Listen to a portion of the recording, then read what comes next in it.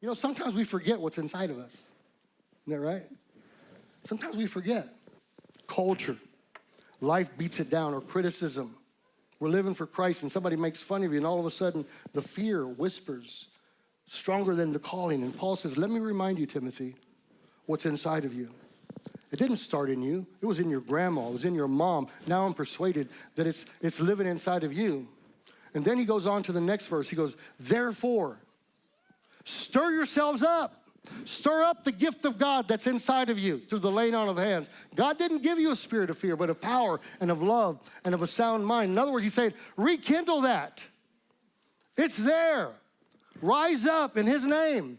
Blow on those embers, and what's inside of you is too valuable to die quietly. We got to speak this out loud.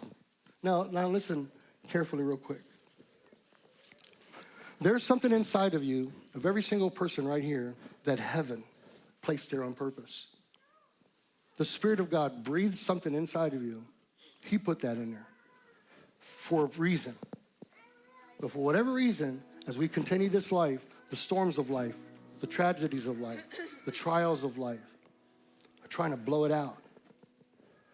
Maybe it's a betrayal that took place in a relationship, and you experience such hurt and heaviness that your voice is now muted.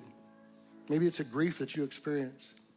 Someone that you love dearly is no longer here, or the injustice took place, and it's like, man, you're just figuring it out, and it's silenced you. You're no longer the man who God called you to become. And Paul's telling Timothy, listen, Timothy, why are you retreating? Why are you drawing back? Don't you understand what's inside of you? If your faith, if your flame dies, what's going to happen to the next generation? If your flame dies, who's it going to impact? I know who's going to impact. It's going to impact everyone else who's watching you. It's going to impact the next generation. Because when courage goes quiet in one generation, the confidence will also grow weak